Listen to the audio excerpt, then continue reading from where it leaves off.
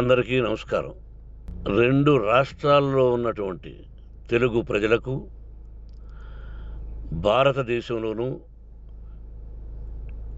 యావత్ ప్రపంచంలోనూ ఉన్నటువంటి తెలుగు, మిగతా భాషలలోని అభిమానులకు, నా శ్రేయోభిలాషులకు, ఆత్మీయులకు, ప్రజా ప్రతినిధులకు, 2 రాష్ట్రాల ముఖ్యమంత్రులకు, మీడియా ప్రతినిధులకు నా హృదయపూర్వక నమస్కారాలు. గత 4 రోజులుగా ఏవేమి జరుగుతున్నదని అందరికీ తెలుసు. ముఖ్యమంత్రులకు కూడా తెలుసుంటుంది. ఎందుకంటే వాళ్ళు ఎన్నో సమస్యలతో తలమునకలై ఉంటారు. కానీ ఎవరో ఆయన పర్సనల్ సెక్రటరీస్ చెప్పుండొచ్చు. నా హృదయంలో ఉండే ఆవేదన ఏమిటంటే, కుటుంబ సమస్యల్లో ఎవరైనా పర్మిషన్ లేకుండా ఇతరులు జోక్యం చేసుకోవచ్చా? మీరే ఆలోచించండి. 100కి 100% అనాల్సిన అవసరం లేదు. కనీసం 95-99% కుటుంబ సమస్యలు ఉంటూ ఉంటాయి. అంటే మేమంతా నటులం కాబట్టి మా విషయాలు, పాపులర్గా ఉన్నటువంటి రాజకీయ నాయకుల విషయాలు, కొంతమంది ఉన్నవి లేనివి, లేనివి ఉన్నవి చెబుతూ ఉంటారు. చెప్పేవాడు కూడా ఆలోచించాలి, వాళ్ళ మనసులు, వాళ్ళ కుటుంబ సమస్యలు అని. ఇదంతా ప్రజలకు తెలుసు. కానీ ఎందుకులే మన పనులు మనం చేసుకుందాం అని అందరూ సైలెంట్గా ఉన్నారు.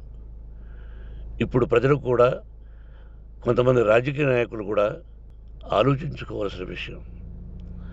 విజువల్స్ చూడండి, టీవీల్లో వస్తున్నాయి,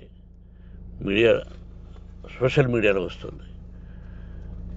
రాత్రి 8 గంటలకు గేటు తోసుకుని నా బిడ్డ మనోజ్ కుమార్ వచ్చాడు. అది రైటా రాంగా పర్సనల్ విషయం, తర్వాత మాడుకోవచ్చు. పత్రికాధిపతులు, అది పత్రికా సోదరులు 4 రోజుల నుంచి నా ఇంటి ముందు మనుషులను పెట్టుకొని, వ్యాన్లు పెట్టుకొని అలా ఉండడం ఎంతవరకు న్యాయం? నేను అప్పటికీ బయట పోతున్నప్పుడు చెప్పాను, అందరికీ నమస్కారం అయ్యా, మీకు కుటుంబ సభ్యులు ఉన్నారు, దయచేసి నా సమస్యను నేనే పరిష్కరించుకుంటాను నా బిడ్డలతో, దీన్ని చిలవలు పలవలు చేయొద్దండి, దయచేసి నన్ను గౌరవించండి, నేను ప్రజలకు ఏం చేస్తున్నాను ఒక విద్య ద్వారా అనేది మీకు తెలుసు.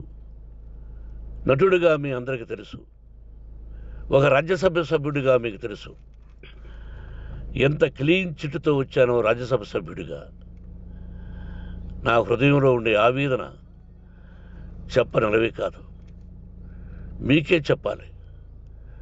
ఈ రోజున ఈ మీడియా సోదరులు ఎంత కల్పితాలు, ఎంత నెగటివిటీ నన్ను గురించి చెప్తున్నారో మీ అందరికీ తెలుసు.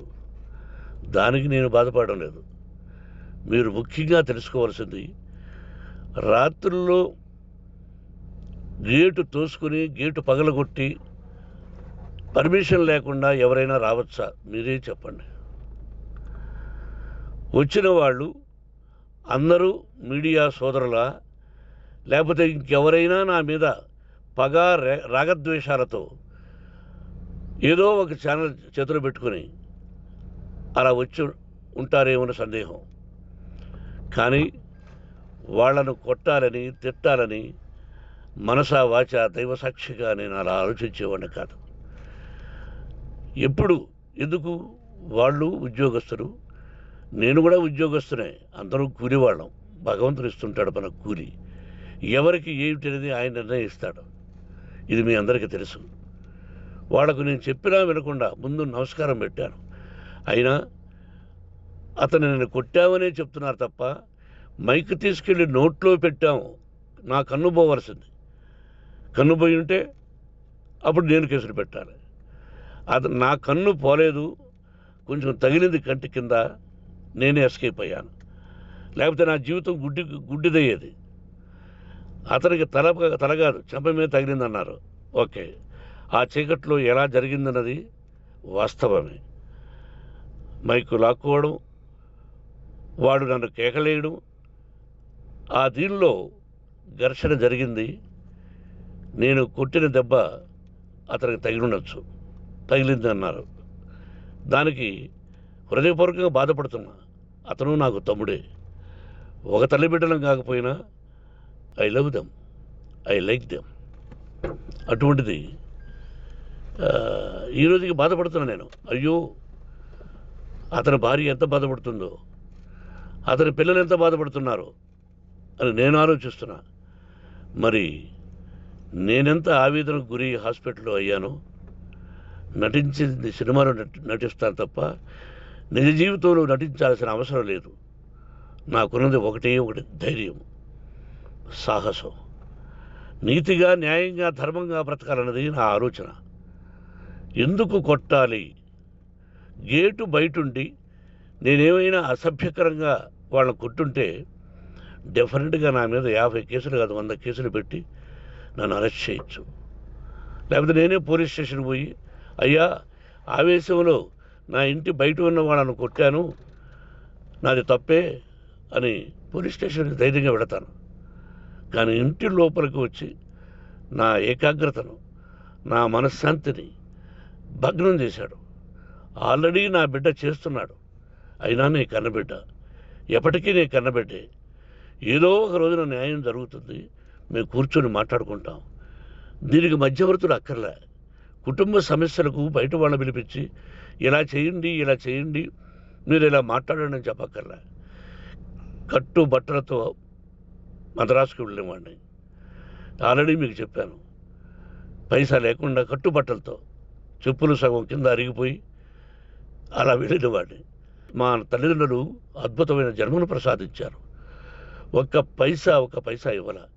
నా కష్టార్జితంతో నేను సంపాదించి ఈ రోజు నేను కులమతాలకు అతీతంగా 25% ఫ్రీ ఎడ్యుకేషన్ ఇస్తూ, నా స్థాయిలో నాకు తగిన సహాయం చేసుకుంటూ, వరద బాధలు వచ్చినా, ఇంకోటి వచ్చినా, అన్నయ్య ముఖ్యమంత్రిగా ఉన్నప్పుడు కూడా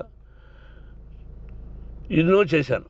బట్ అవి మర్చిపోయి ఈరోజు కొట్టింది మాట్లాడుతున్నారు. ప్రజాప్రతినిధులారా, నా అభిమానులారా, తెలుగు ప్రజలారా, తమిళ, మలయాళం, కన్నడ అభిమానులారా, ఆలోచించండి. నేను చేసినది తప్పు, కొట్టినది తప్పు. ఏ సందర్భంలో కొట్టాల్సి వచ్చింది? మీ ఇంటికి దూరితే ఒప్పుకుంటారా? మీ ఏకాగ్రతను భగ్నం చేస్తే ఒప్పుకుంటారా? మీరే ఆలోచించండి. న్యాయాధిపతులు కానీ, ప్రజాప్రతినిధులు కానీ, అభిమానులు కానీ, వ్యాపారస్తులు కానీ, ఇదే మీడియా ప్రతినిధులు కూడా వాళ్ళ ఇళ్ళలోకి ఎవరైనా దూరి, ఏయ్ మమ్మల్ని గురించి ఇలా రాశావు అని ఆ ఇళ్ళల్లోకి ఒక 10 మంది వెళితే వాళ్ళు దండం పెట్టి పంపిస్తారా? ఏం చేస్తారు చెప్పండి? మీకు టీవీలు ఉన్నాయి, మాకు టీవీలు లేవు. నేను కూడా రేపు టీవీ పెట్టచ్చు. అది కాదు గొప్ప. నా హృదయపూర్వకంగా చెప్తున్నా. అతని మనసును బాధ పెట్టినా, అతను గాయమైన దానికి చాలా చింతిస్తున్నాను. చింతించే లాభం ఏమిటండి అంటే, మరి ఏం చేయాలి? మీరు చేసిందంటే మళ్ళీ చెప్తున్నా. అసలు అతను నిజంగా జర్నలిస్టా కాదా అని ఆ చీకట్లో నాకు ఎలా తెలుస్తుంది? టీవీ 9 అని నాకు ఎలా తెలుస్తుంది? ఏదో ఒక కంటి మీదకి ఒక మైక్ వచ్చింది, దానికి అబక్కం లాక్కున్నాను. ఇది వాస్తవమే, అసత్యం కాదు. అది టీవీ 9, ఆ టీవీ 9 మైక్నే లాక్కోవాలి. అది ఏంటండి? నేనేమన్నా మూర్ఖుడినా? వాళ్ళందరూ నాకు కావలసిన వాళ్ళే. ఈ రోజున ఆ రజనీకాంత్, అతను కూడా ఎన్నో ఫోన్లు నేను చాలా సందర్భాల్లో మాట్లాడున్నాను. ఇస్ లైక్ మై సన్నా, లేకపోతే బ్రదరా, అలా ఉంటాం. మరి ఈ విషయంలో మాత్రం మీరు అందరూ అంటే మీరు చేసినది తప్పు అని మీరు ఒక్కరు అనలేదే. కానీ జర్నలిస్టు సోదరులు, ఒక ఆడపడుచు, దాదాపు ఒక 5-6 మంది ఆడపడుచులు, ఒక 5-6 మంది సోదరులు, వాళ్ళందరూ మాట్లాడారు. కొట్టడం తప్పైనా ఏ సందర్భంలో కొట్టవలసి వచ్చింది, ఇవన్నీ క్లియర్గా మాట్లాడారు. ఆయన్ని మీరు చెప్పరు. కాబట్టి పైన భగవంతుడు చూస్తున్నాడు.